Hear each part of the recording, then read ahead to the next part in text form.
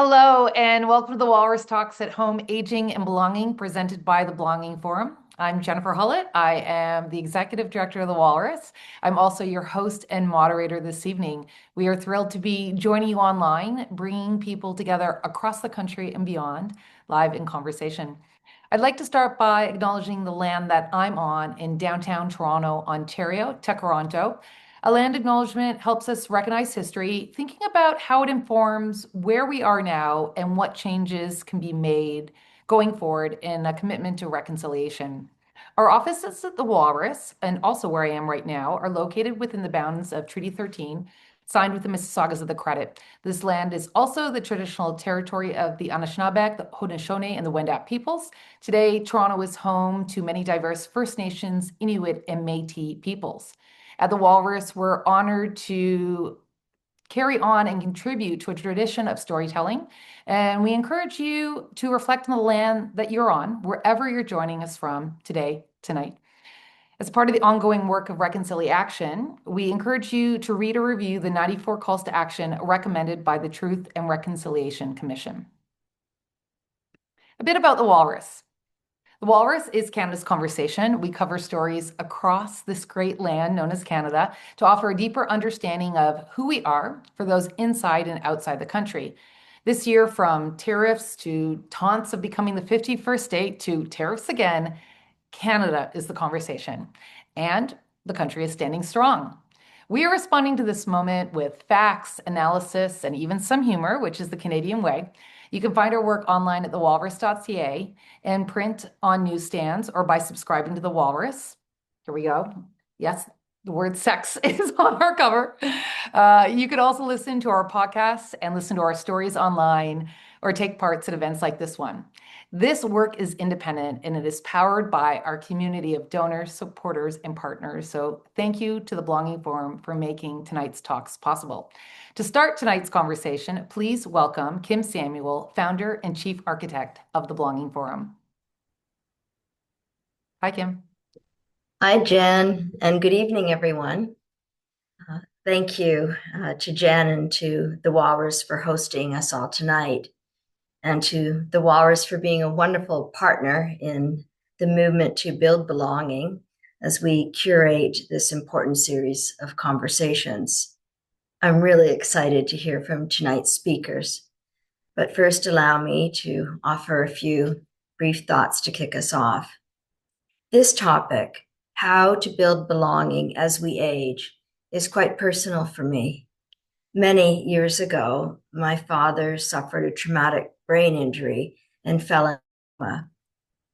When he woke up, it was time to look into next steps for his recovery.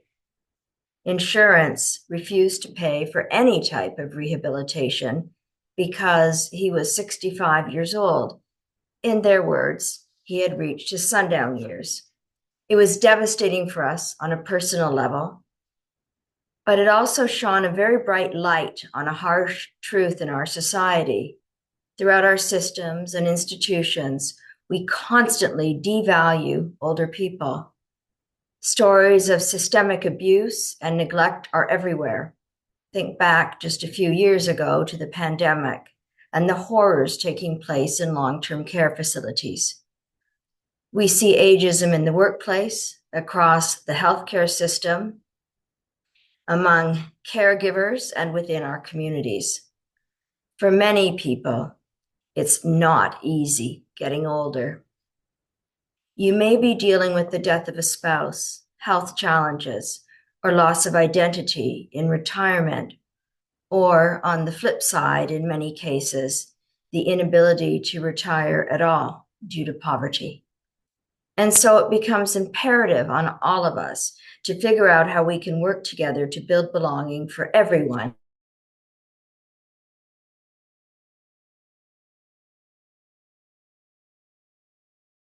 at every stage of life. State of belonging in the UK, culminating in what we've called the Belonging Barometer.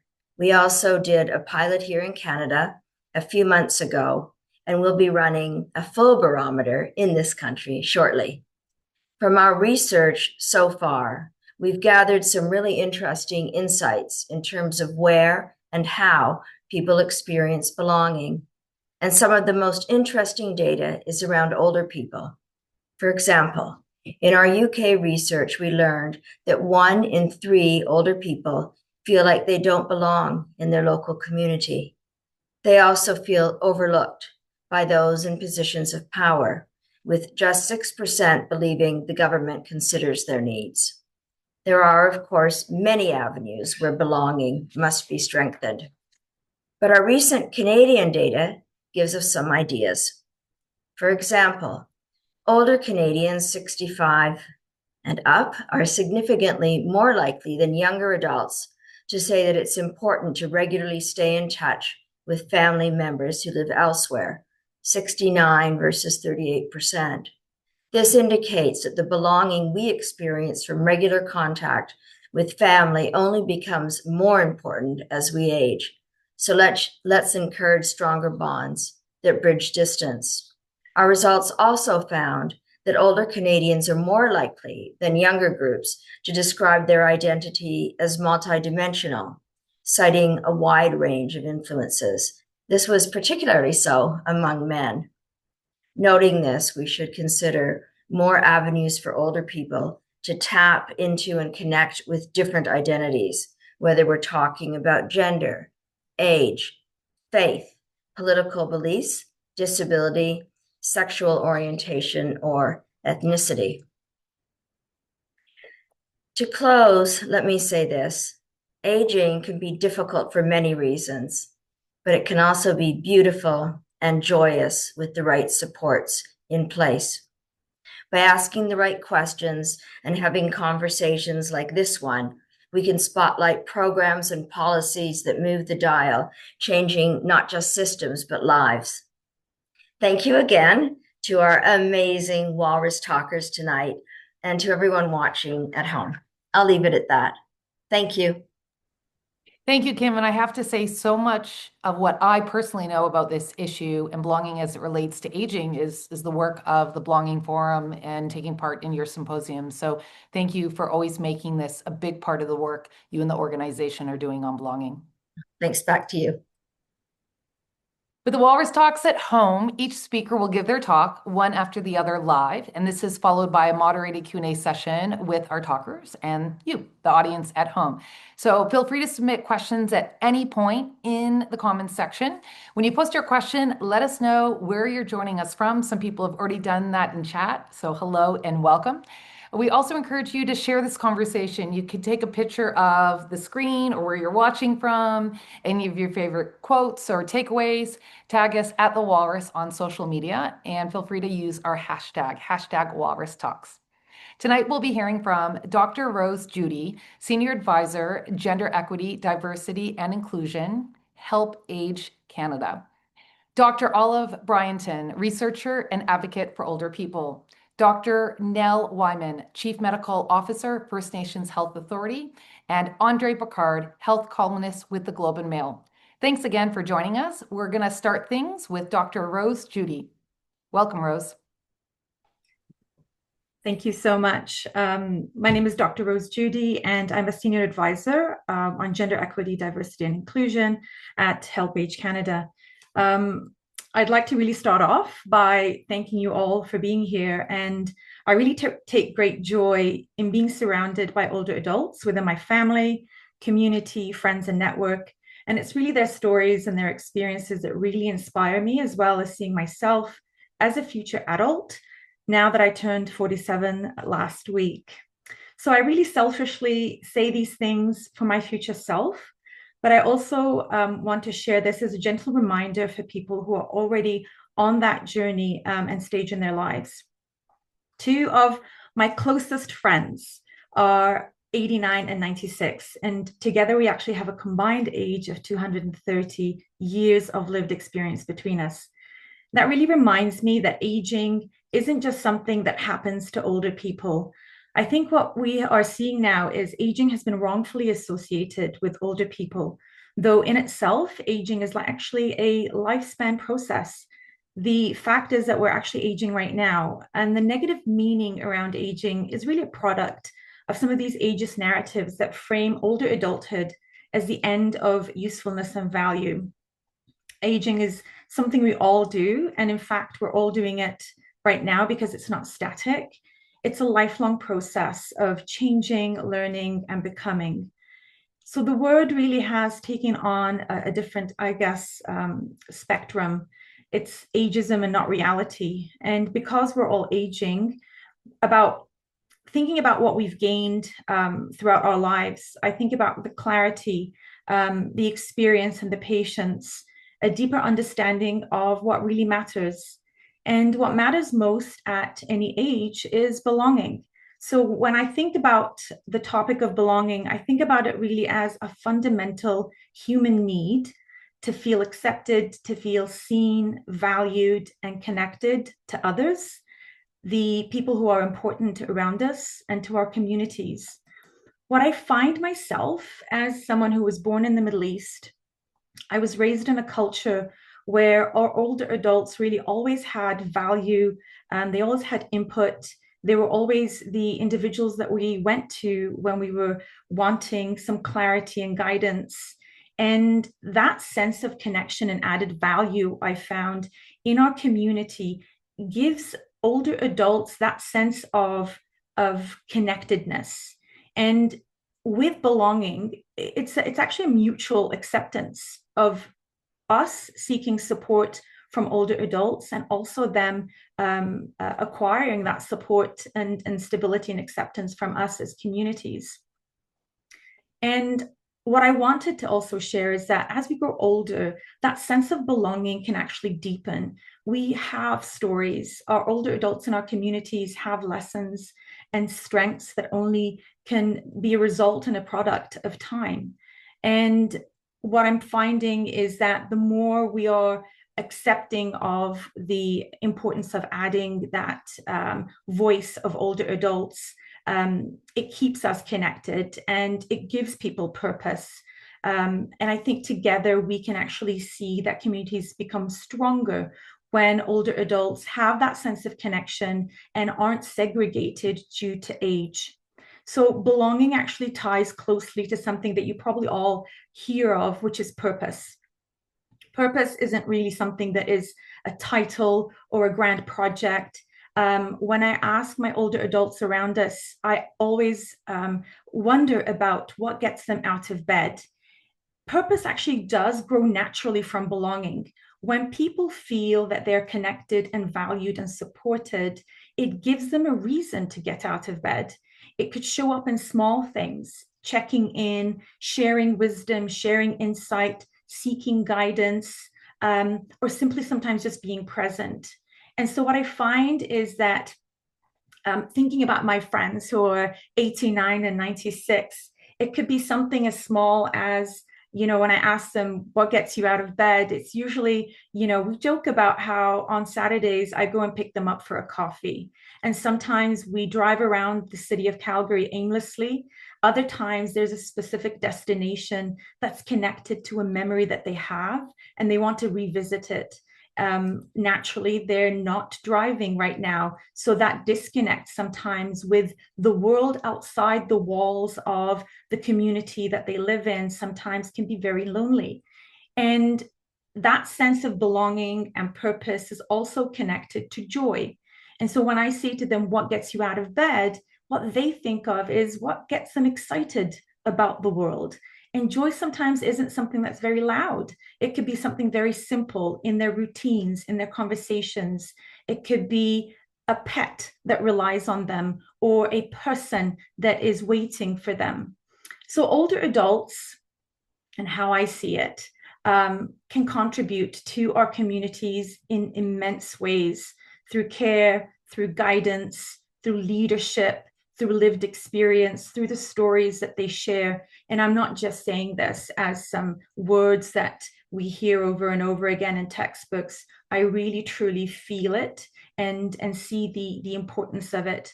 So when we talk about aging and belonging, we're actually talking about living fully, staying curious, letting people in, feeling connected, valued, and giving as much as we want to give.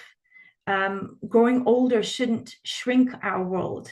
In fact, when I talk to my older adult friends, they want to expand their circles of connection because they want to remain connected to the community that they had been connected to for many, many years. I don't think we age out of belonging. We definitely don't age out of wanting a sense of purpose or joy. And if anything, I think we grow into them. Thank you so much. Hello, everyone. My name is Bryanton. I am an advocate for older persons. I am also an older person and a lifelong learner. And as a lifelong learner, I obtained my PhD in 2019 at the age of 82. And what I'd like to talk about today is the experience of the people who were in my PhD study. And they were people who were 85 and older, living in rural communities, and belonging to their community.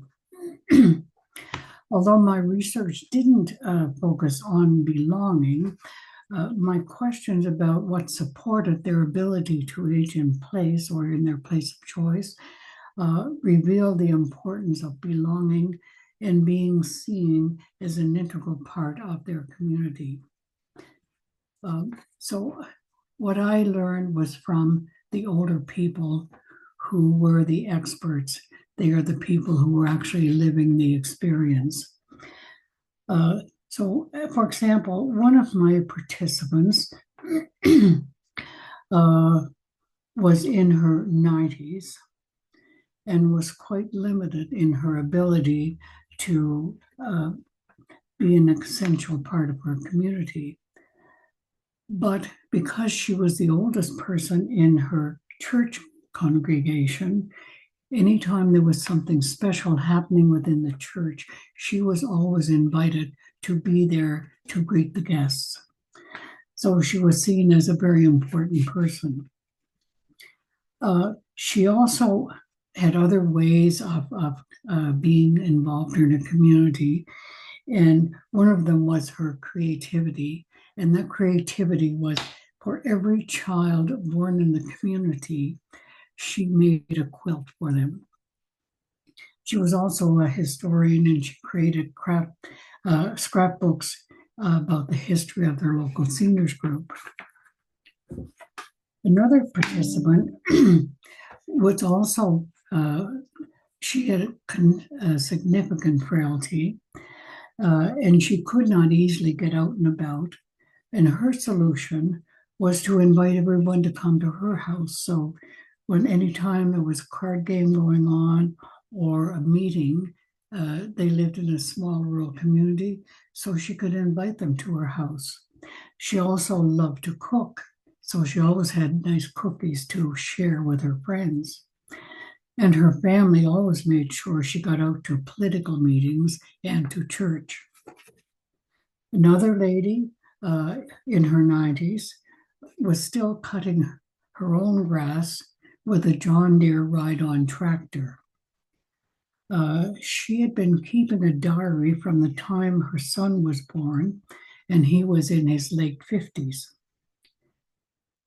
She was always being asked to look up in her diary something about the history of the family or what might have happened in the community. She also takes her sister-in-law to appointments. She still drives her own car. And for her 90th birthday, she went up in a hot air balloon to celebrate. Another of my participants, she was in her late 80s, was a computer-loving historian and was always involved in projects, whether it was working on the family tree, researching ancestors, involved in projects, whether it was for reunion skits or developing a proposal for a project for her local seniors group. She was always doing something something that was interesting.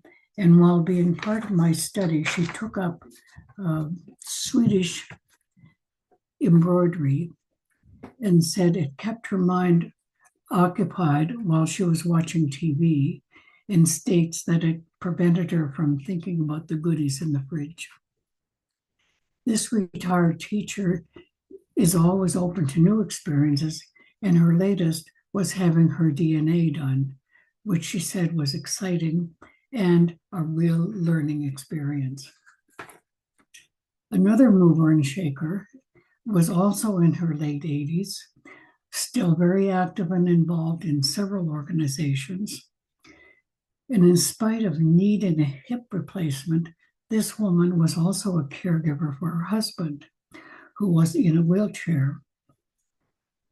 She was constantly driving herself to meetings or other events that she needed to attend, and she also was able to take her husband to appointments or to events they both enjoyed. Her mentally challenged grandson always came on Sunday after church, and they went to get groceries, and she said that was the only way she was able to get her groceries. One of her sons lived in the family farm, and the house that she was currently living in was down by the road, still on the family farm. So her son always looked after the snow removal and grass cutting. And other family members helped with chores and transportation as needed. She's also the family historian and a well-respected community member. Another 91-year-old moved from an apartment in town to a 3-bedroom home in the country. All of her family, except one, lived in other parts of the world, and she wanted them to stay at her house when they came to visit.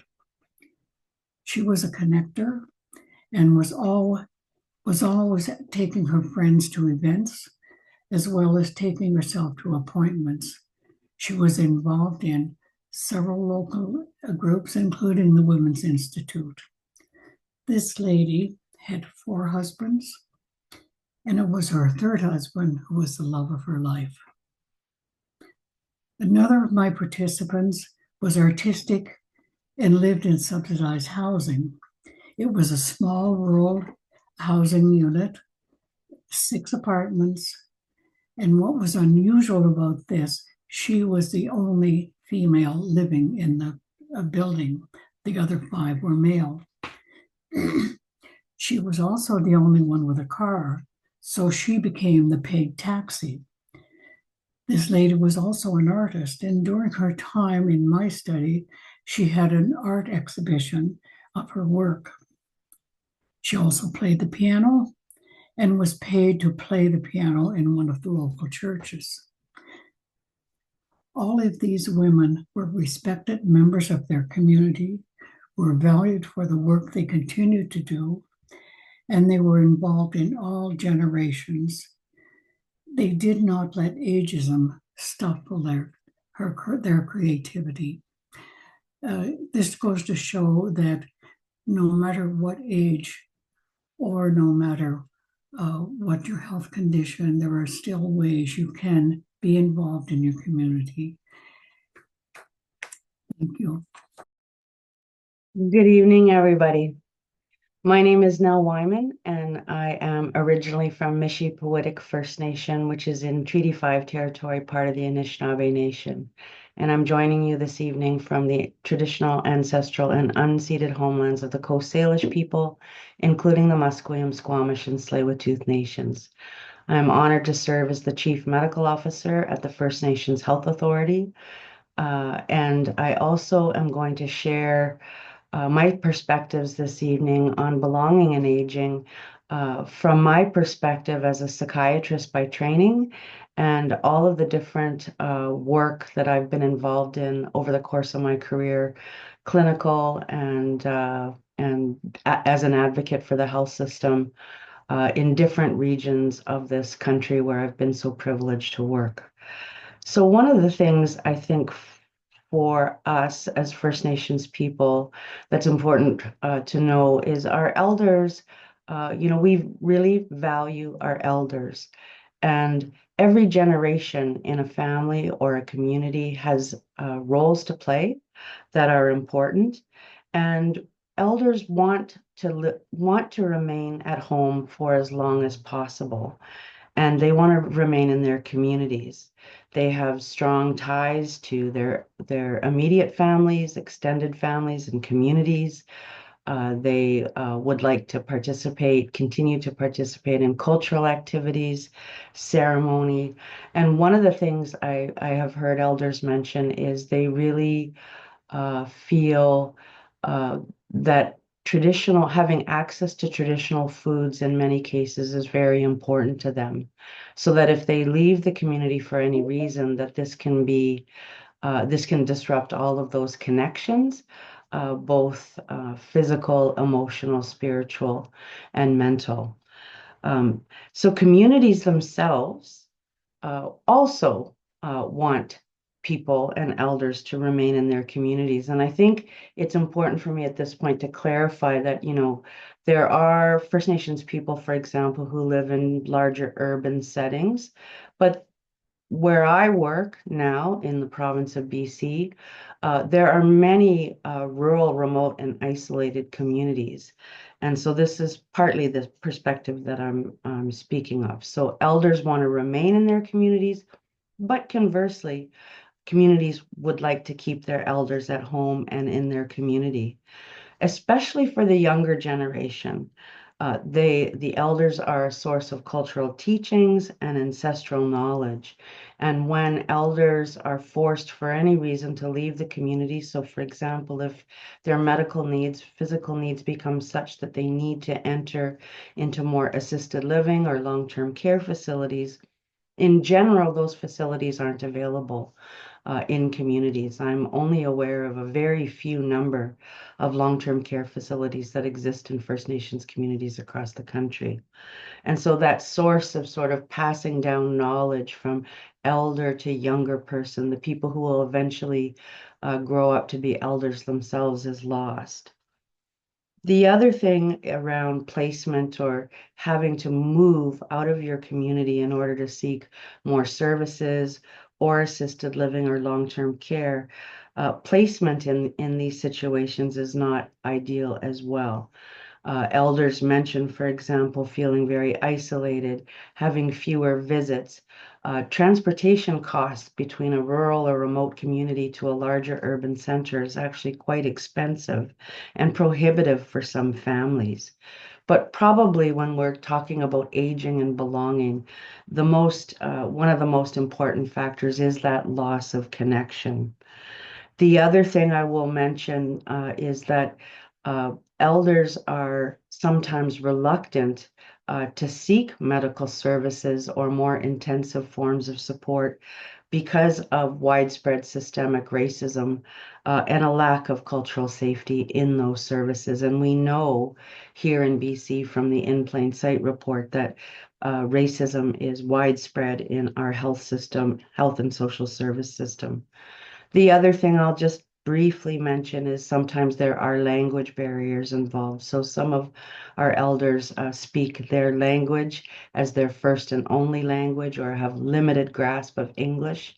That can be a real barrier when seeking care outside of the community. And lastly, I think I'll speak just from a health system point of view, and I think I've already partly alluded to this, is that in many rural, remote, and isolated communities, there is a complete lack of services, supportive services, assisted services, or they're actually non-existent altogether. And this relates to sort of, that there's not enough resources available. Health human resources are an important factor, financial resources, and a lack of infrastructure. And so the delivery of complex care in First Nations communities remains a challenge. But I will end by telling you a little story about, and I think about how elders want to pass down that ancestral knowledge. And I have the privilege of working with so many wonderful, wonderful elders. But we are facing a public health emergency here in BC, the toxic drug crisis. And naloxone training, for example, is one thing that can be helpful, can keep someone alive who has experienced a poisoning. We have an elders gathering, a First Nations elders gathering here every summer.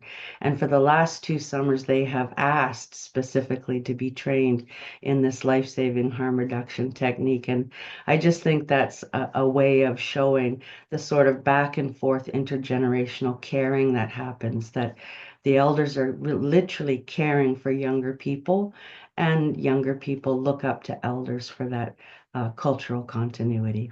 So thank you very much. I just think that's a way of showing the sort of back and forth intergenerational caring that happens, that the elders are literally caring for younger people, and younger people look up to elders for that cultural continuity. So thank you very much. Hi, my name is André Picard. I'm the health columnist at the Globe and Mail, and I'm also author of the book called Neglected No More: The Urgent Need to Improve the Lives of Canada's Elders. Jane Jacobs once asked, "Where should seniors live?" Someone asked her that, and her answer was, "Everywhere." The renowned urbanist understood that for communities to be vibrant, people need to have a sense of belonging, regardless of their station in life, regardless of their age. Jane Jacobs lived in her home in Toronto's Annex until her death at age 89. She aged in place. That's a privilege that too few Canadians are afforded. Too many of our elders, when they start to get a little rickety, are shuffled off to a long-term care home. They are made invisible. They are disappeared. During the pandemic, elders once again became visible, but it was for all the wrong reasons, because they were dying in droves. COVID-19 has claimed about 60,000 lives in Canada so far. Half of them were people living in institutional settings like care homes, where only about 1% of the population lives. What occurred in long-term care during COVID was a massacre of neglect. If nothing else, that tragedy should force us to rethink how and where we age. Now, when I give public talks, I often begin by asking a question. I ask people, who wants to live in a long-term care home? There's never been a person raise their hand in any audience, and I assume there's none here today, even though I can't see you. Prior to COVID, there was ambivalence about the idea of going off to a care home. Now there's fear. Yet more than 400,000 seniors live in institutional care in Canada. It's one of the highest rates in the world. A good chunk of those who are institutionalized could continue to live in the community if they had proper supports. Allowing them to do so would be more humane and more cost-effective to boot. There's no excuse for not doing it. Long-term care homes exist at the precarious intersection of housing, social welfare, and healthcare. To improve the lives of elders, we need to rethink our approach to all three of these policy areas. Tonight, you'll hear a lot about aging in place. I prefer the term aging in the right place. While I'm highly critical of what unfolded in some care homes during COVID, I believe long-term care homes are essential for some people. But sending people to nursing homes has to be a last resort, not a default setting. There needs to be a continuum of options for where we live as we age, in standalone homes, in apartments, supportive housing, senior residences, and care homes. And the key word here is options or choices. Aging in the right place means the ability to live safely in one's home and community, regardless of age, income, or mental or physical capacity. To live in a familiar setting that allows independence, social participation, and comfort. In other words, a home can be many things, but it has to be a place where you have agency and a sense of belonging and security. And a home, no matter what it looks like, is not an island. We need the cities around our homes to be age-friendly.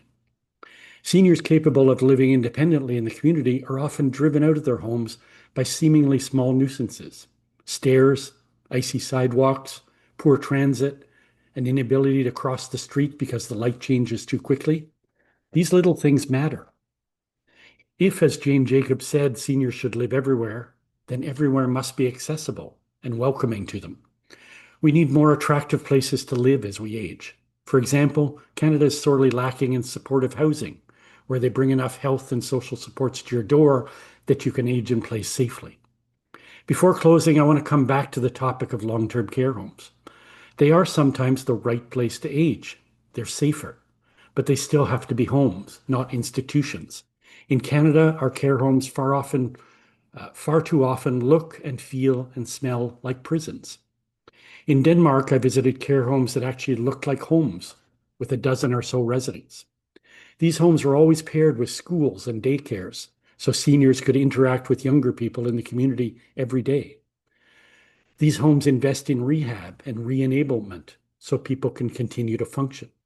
More importantly, residents of Danish care homes are active participants in their own lives. If they're able, residents cook, they make their beds, they clean up, they eat what they want, they sleep when they want to sleep. In most Canadian care homes, we prescribe disengagement. We regiment people's lives, we strip them of agency and their sense of purpose. We infantilize, decondition, and make people dependent. That's no life, and that's not what you want in a home. Ultimately, that's what aging in the right place is about, having a life and living it to the best of your abilities, feeling like you belong. Now, aging is inevitable, but how we stay connected and how we keep our joy alive is a choice, an individual and collective choice that depends on our public policies and how we give life to our values. Thank you, and I'll turn it back now to Jennifer. Thank you so much. We just heard from Dr. Rose Joudi, Dr. Olive Bryanton, Dr. Nell Wieman, and André Picard.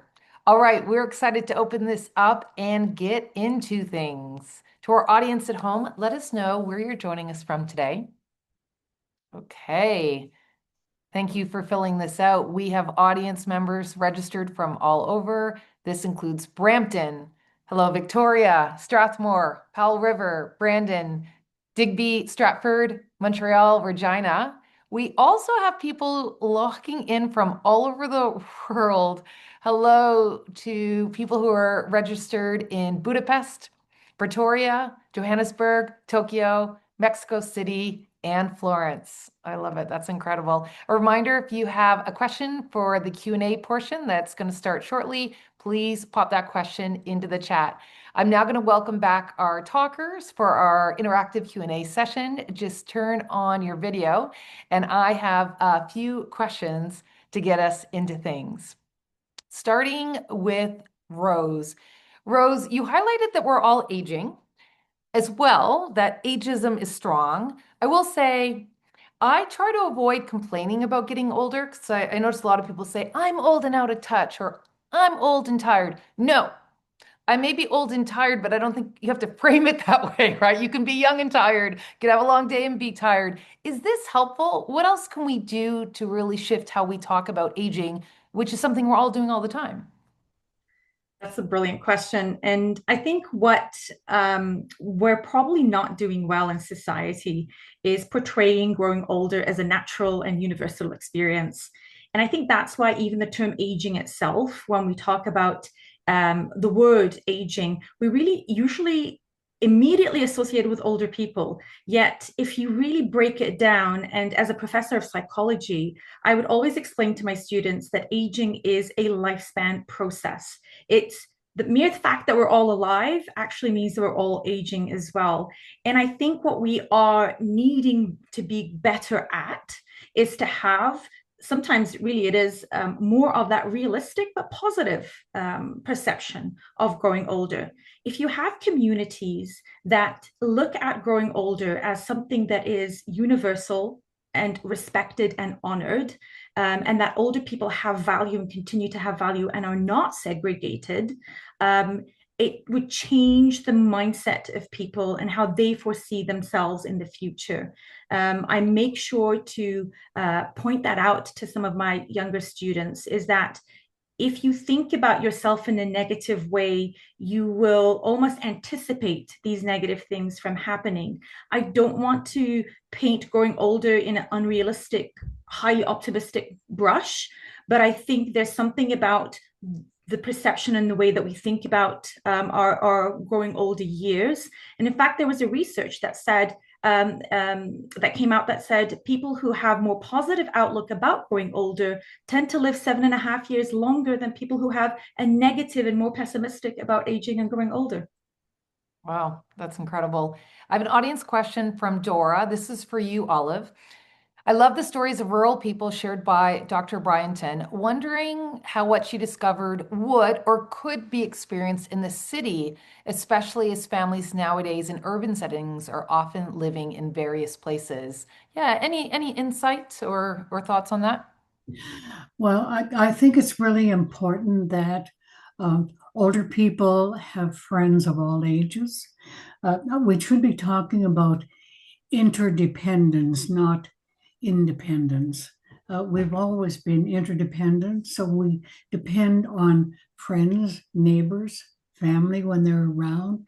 And it's life can be very exciting. Um, Older people are tired of hearing that they are a burden. Older people are not a burden, and they are very involved in their communities.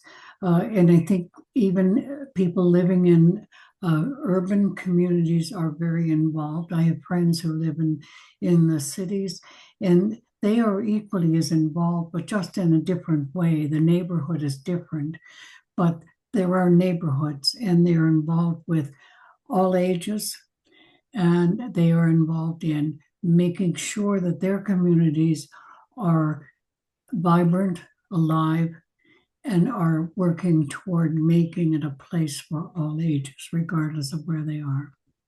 Yeah, and Andre mentioned public transit. Where there is good and reliable public transit, I find that's one of the places I interact with people from all backgrounds, all ages, and older people are always up for a conversation with a stranger, which is something I like to do. The next question, and Nell, I'm going to direct this to you. Stephen asks, what do the speakers have to say about what an elderly person can do to increase their sense of belonging? Is that a conversation you ever have with patients or again, even just being in community now? Thanks for that question, Stephen. And that was a great one. I'm sure everyone here has a perspective on that. For myself, I would say, practicing as a psychiatrist, and I should let people know when I worked in one First Nations community, they did have, I guess you could call it a long-term care facility, but it was a home. There was a lot of culture there. There was a lot of activities, and I provided services there a half day every 2 weeks. And I was saying before that was probably one of my favorite parts of my week was to go and just listen to the stories that was shared.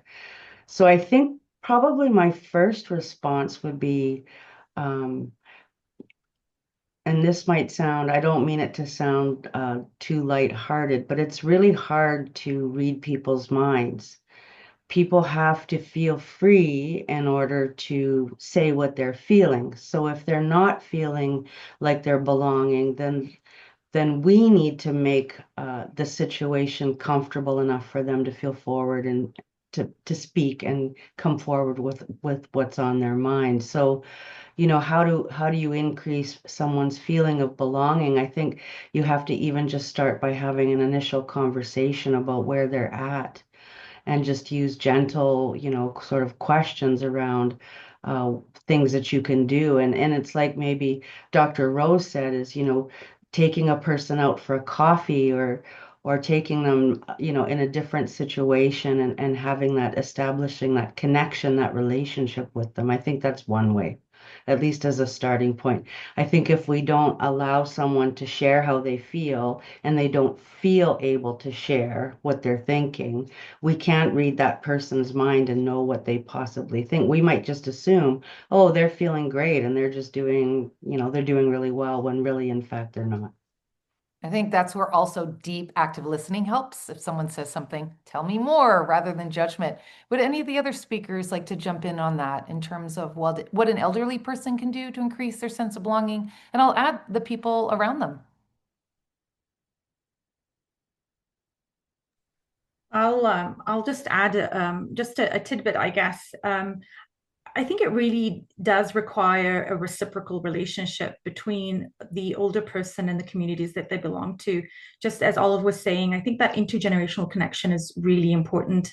And I see that value in even, examples from Europe, for example, but also here in Canada, where we're seeing more of that realization that segregating older adults actually is detrimental to their well-being, but also it's detrimental to the younger, let's say, population of people who are living in communities, because again, they see themselves as the older person in the future, and they almost expect that when they grow older, they're also going to be isolated or segregated as well. So promoting more of that intergenerational conversation and connection, I think, is very important. And to really ask older adults, what is it that they want to see in terms of how they want their older years to look like, and getting their opinion, and then co-developing some of those plans, I guess, or supportive services would be a great start.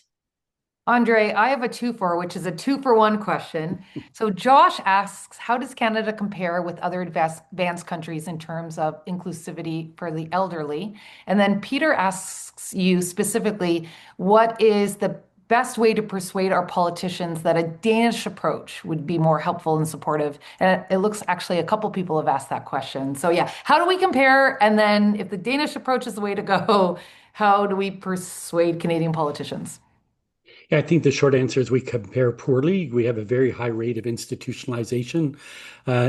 And worst of all, our institutions tend to be out by highways, et cetera. We tend to remove people from society more readily than they do in, say, European or Nordic countries. So if you take the Danish model, it's a deliberate public policy to say we want our elders to be included in daily life.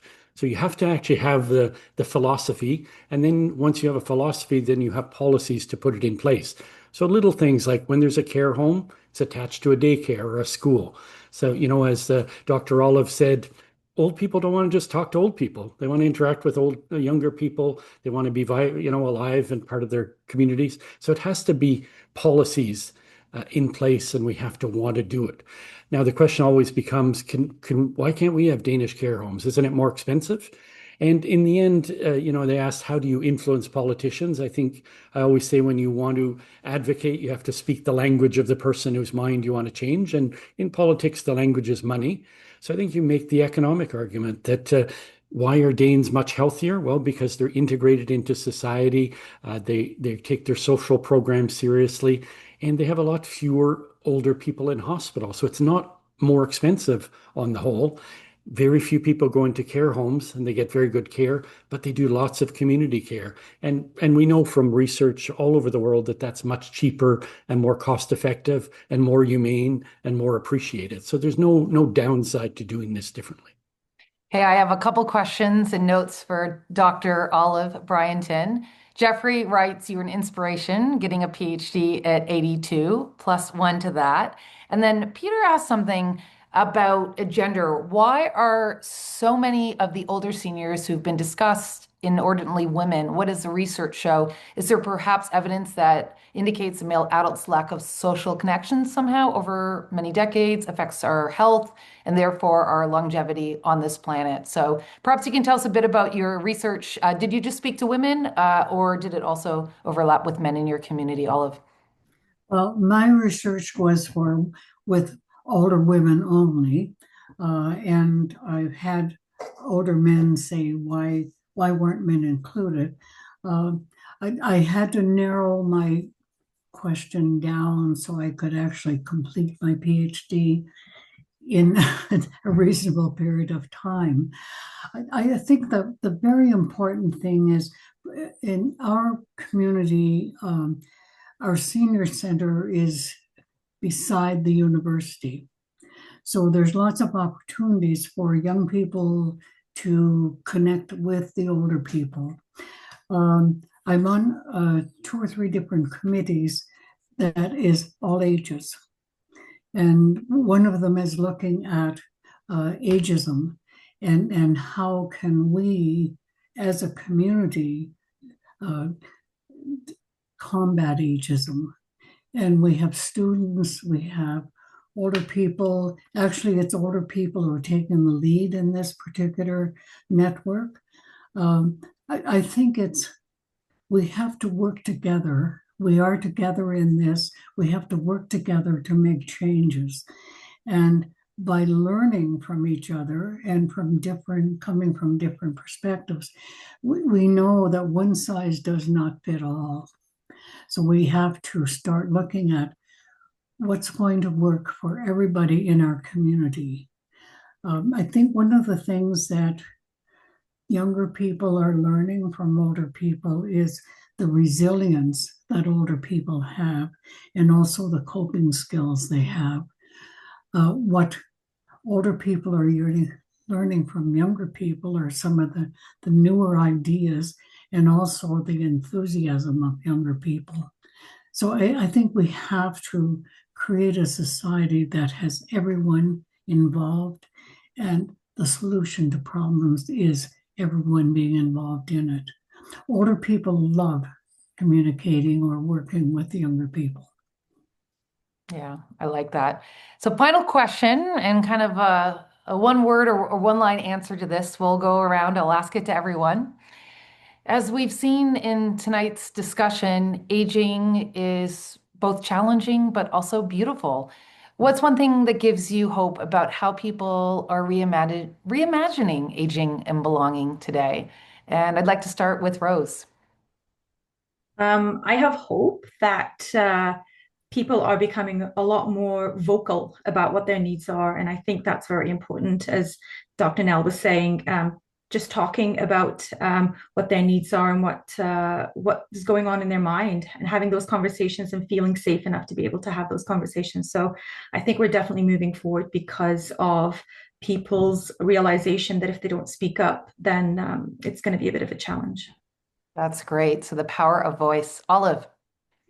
Well, I think that we have to realize that growing older is part of our life's journey, and it's a valuable part of our life, and we all want to be there, and we want younger people to realize it's not a terrible place to be. I like that. Journey. Nell. Thanks.